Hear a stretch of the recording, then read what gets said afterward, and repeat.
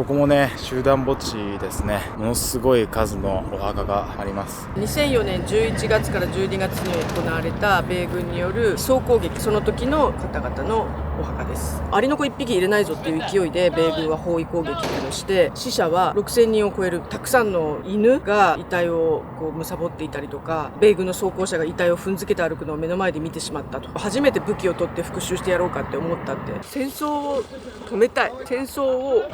起こさないようにしたい。イラク西部に位置するファルージャ。かつてアメリカ軍と地元の武装勢力、さらにはイスラム過激派との間で激しい戦闘が繰り広げられた町です。そんなファルージャに2003年のイラク戦争の頃から関わり続けている日本人がいます。人道支援に携わってきた高藤直子さんです。今回は高藤さんに同行し、かつてこの町で何が起きていたのか、そして今現地の人々がどのような暮らしをしているのかを詳しく見ていきたいと思います。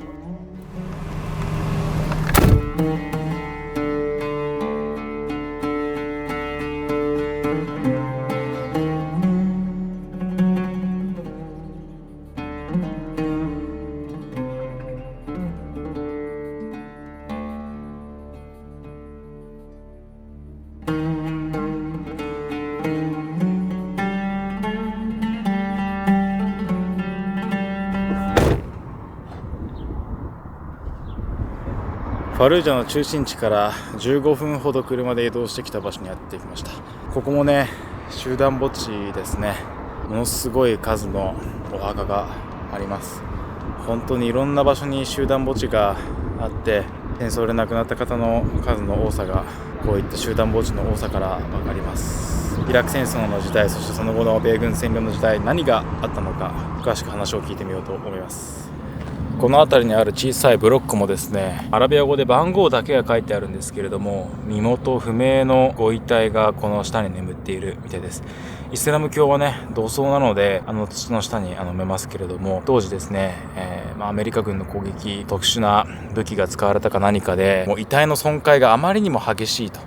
でそういう遺体の損壊があまりにも激しいご遺体はですね、身元が結果的に分からなかったので、番号しか墓には書かれず、その人の名前も書かれていないという、この辺りも番号しかないお墓が続いていますね。本当にブロック1個しか置いていないです。土が盛り上がっている部分があるので、この下にはご遺体が眠っているんだと思います。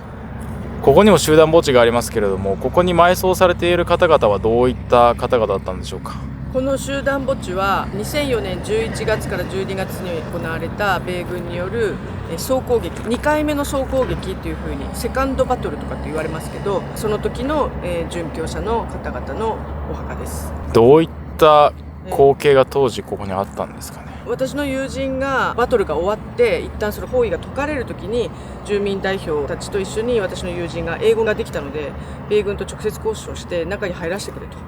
いうふうに言ったんですね。その時に町の代表たちと彼が入るんだけど、そこで見た光景っていうのがすごかったと。とにかくもう遺体が腐敗が始まってるし、それからもう本当にたくさんの犬がその遺体を貪っていたりとか、もうそれだけでもショッキングだったのに、米軍の装甲車が遺体を踏んづけて歩くのを目の前で見てしまったと。でそれから米兵がそのミートフック、金属のミートフックを使って投げて遺体を回収するみたいなことをやっていて、それを目の前で見た時に本当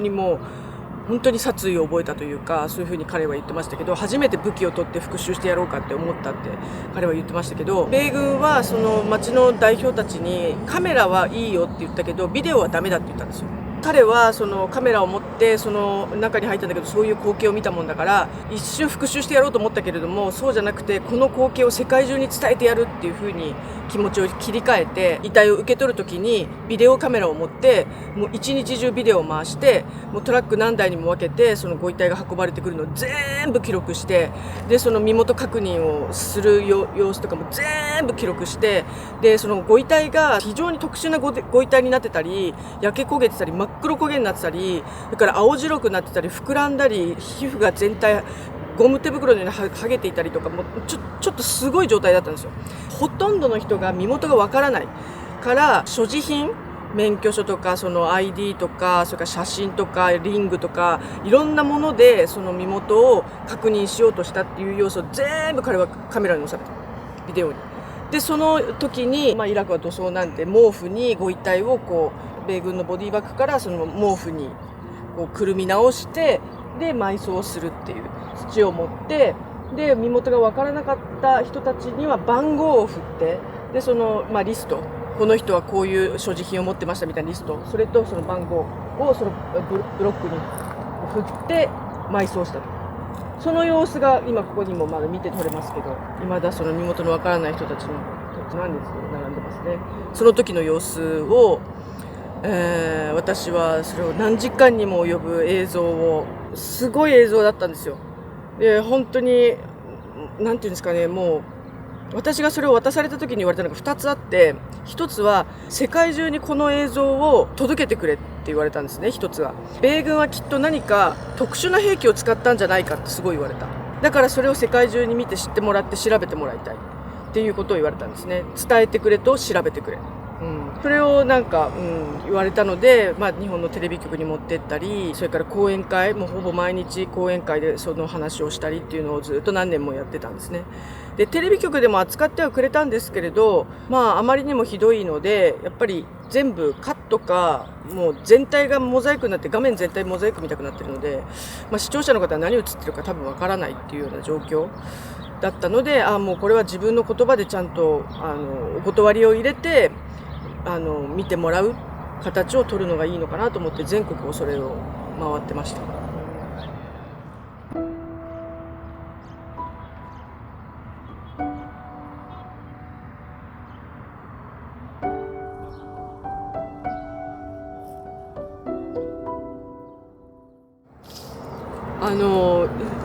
2004年の4月から5月にかけての包囲攻撃と11月からの包囲攻撃2回あったんだけど1回目の時って軍事的に米軍はファルージャ制圧できなかったんだよね。やっぱ抵抗が激しくてレジスタンスので2回目の時は1回目の時のね本当に比にならないぐらい激しい攻撃をしたので死者も桁が1個違った、で4月の時にはまだそれでも国際 NGO とか私みたいなそのフリーのエイドワーカーみたいな人とかがイギリス人とかオーストラリア人とかも結構入ってたんですよ支援物資持って。でこう例えばオーストラリア人の友達はパスポート見せて米軍にこうオーストラリア人ですって言って交渉して医薬品運びに来ました通してくださいみたいな交渉しながらこう入っていくとかそれから救急車に乗ってたのはイギリス人の友人だけどでも撃たれるんだよね救急車と真ん中撃たれ真ん中だったから誰も知らなかったけど救急車が狙われみたいなこともすごくあったり、あったでその1回目の時はそのオーストラリア人の友達は逃げられないでいる家族たちが500人ぐらいいたって言ってたかな。でそれで米軍にこの人たちを逃がしてあげてくださいとこんな危ないから逃がしてあげてくださいって言ったのでなんでそこに逃げられなかったかっていうと男性は14歳以上は戦闘年齢とみなすっていうことで中学校2年生ぐらいだよね中学校2年生ぐらいの男の子たちはみんなもう逃げちゃダメって言われた避難しちゃダメ避難させてもらえなかったなので要するに息子たちが逃げられないんだったら私たちも逃げないって言ってお母さんとか娘たちも一緒になって残っちゃったみたいな人たちもたくさんいたんですよ家族と一緒にいるっていうでその人たちがこう一緒に固まっているっていうそれをオーストラリアの人たちが交渉して逃がすみたいなことをやったりとかそれができたのが1回目だけど2回目は完全に本当にもうアリの子1匹入れないぞっていう勢いで米軍は包囲攻撃っていうのをしてなので死者は6000人を超えるそういう状況すざまじい攻撃だったんだよね。でそれで本当に完全に包囲だから埋葬を撮影した友人なんかも包囲攻撃中は何もできないわけです。でそれが終わってから米軍に交渉して中に入れてくださいって言って入るみたいなでそこにはもう本当に大変な状況もう遺体も腐敗も始まってる状況だしっていう感じ本当に1回目2回目その違いはやっぱり第三者の目があるかないかでこれだけの違いが出るのかっていうのはすごい思った。だから紛争地の中で外国のジャーナリストが来るとかっていうのはそういう意味合いもすごくあるし外国の国際 NGO とか外国のエイドワーカーとかそういった人たちが紛争地に入るっていうのはそういった抑止にもなるっていう本当にもう微々たるもの微力でしかないけれども全く誰もいないととんでもないことが起きる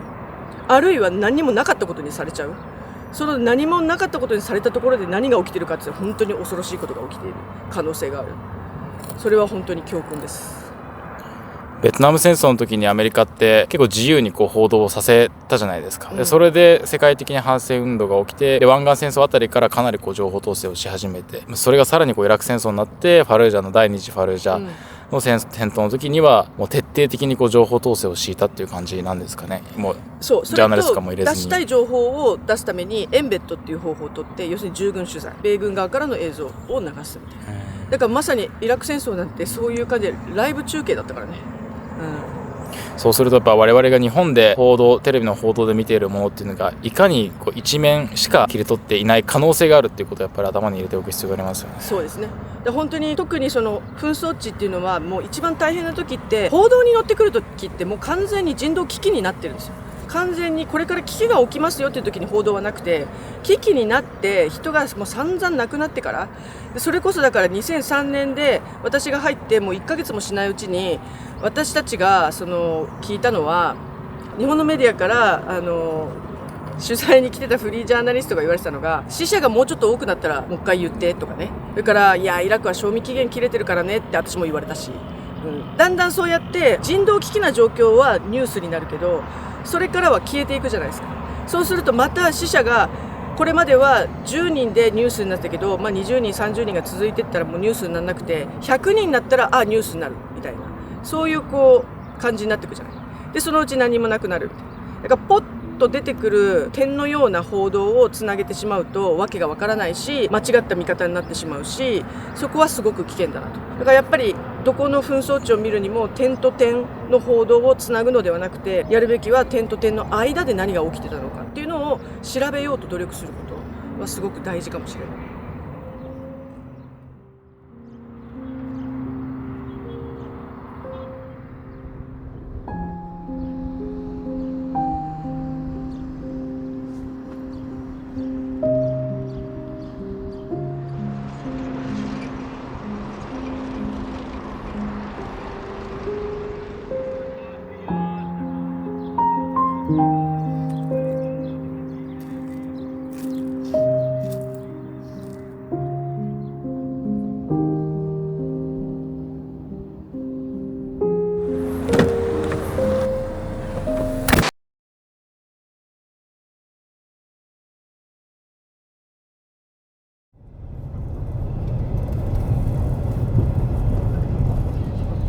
この後ろにあるクリニックは高藤さんが作られたんですか？作ったというか、もともとあったところに荒廃してても全然医薬品もなかったので、整備してバグダッドから医薬品を運んで再開させたところです。2005年とかかな。日本の寄付者の方たちのお金を使ったってそうです。聞いたんですけど、ね、100% 日本からの寄付金で整備してきれいにして、で医薬品を入れて、そのイラク戦争の後のその状況を知った日本の人たちが高藤さんの活動を応援したいというふうに思ってくださって寄付してくださった感じですね。本当にその通りで、もう 100% 日本の皆さんからの寄付でずっとやってきました。どういった方々が、ここも含めてですけど、どういった方々が高藤さんの活動に寄付をしてくださっているんですか？そうですね、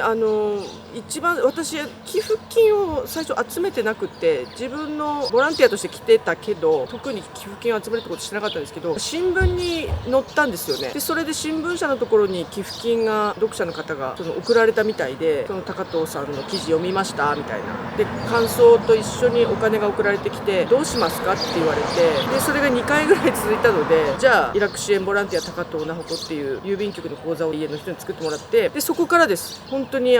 皆様がそこにお金を入れてくださって、それだからこそすぐに緊急対応できるっていうのはありました。いつもそこに入れて、高藤が緊急支援で走るときにこれ使ってくれみたいなメッセージとともに皆さんお金を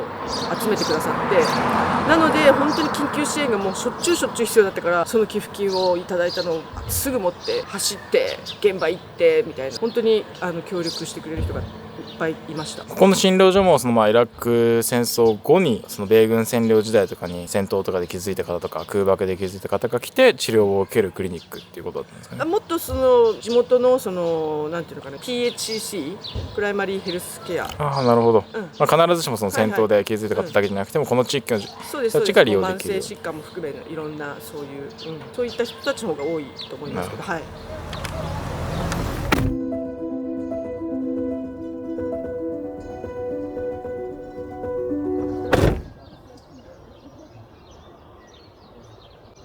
高藤さん、今日はファルージャをご案内してくださりありがとうございました。ありがとうございます。2003年のイラク戦争の頃からファルージャに関わっていた高藤さんだからこそ、当時何があったのかっていうお話も聞かせていただきましたし、そして20年間でどういった変化があったのかっていうところも聞かせていただいたので、非常に勉強になる時間になりました。ありがとうございます。本当に来ていただいたことがまず嬉しいです。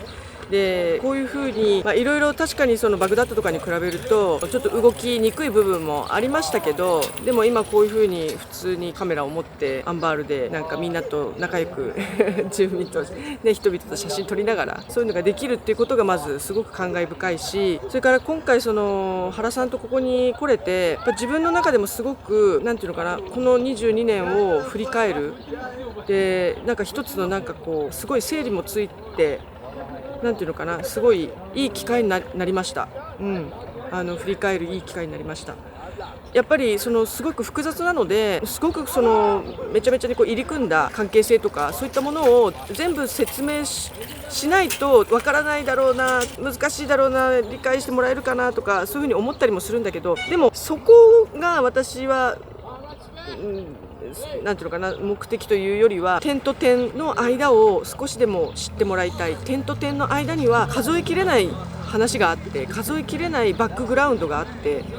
っていうことをお伝えできればなっていうふうに思います。その機会になったのですごく嬉しいです。なんか僕も今回現地で取材していて、その点と点でしか見えてなかったものが線でつながってくると同時に、確かにそこで生きていた現地の人たちがいたんだっていうことを知れたので、今まではイラクって聞くとニュースの向こう側の世界とかっていうふうに思っていましたけど、確かにそこで笑って泣いて喜んで悲しんでっていう人たちがいたっていうことを聞いて、本当に僕らと同じような人たちが壮絶な時代を生き抜いたんだっていうことを実感して、すごくイラクの人たちを身近に感じる取材にもなりましたね。ありがとうございます。本当になんか今回通訳を務めてくれたワセクも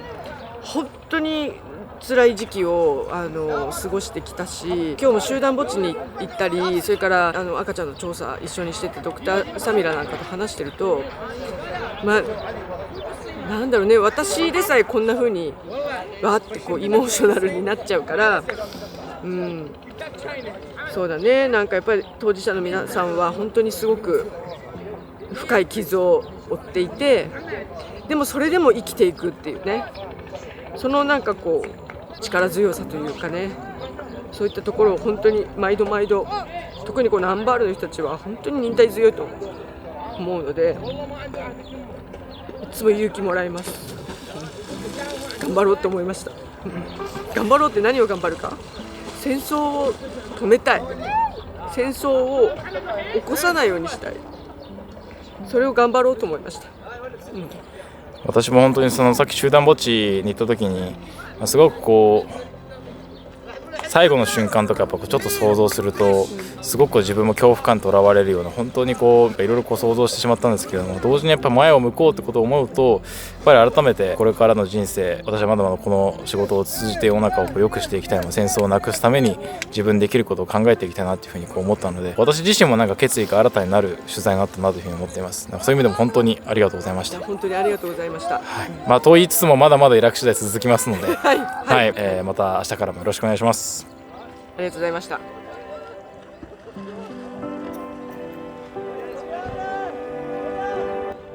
イラク戦争の激戦地の一つとされたファルージャを詳しく見てきましたが、いかがだったでしょうか。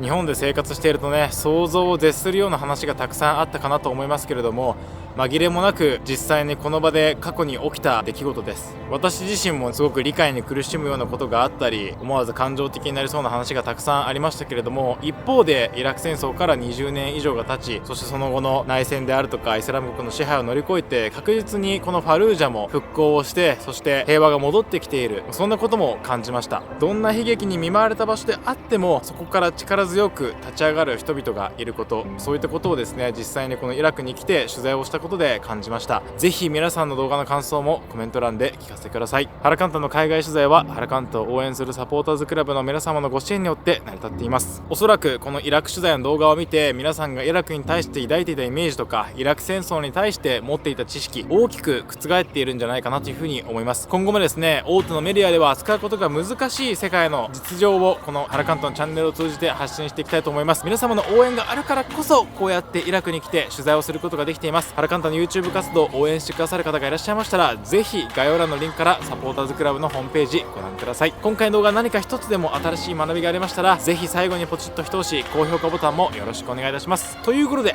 今回も最後までご視聴くださりありがとうございました。また次回の動画でお会いしましょう。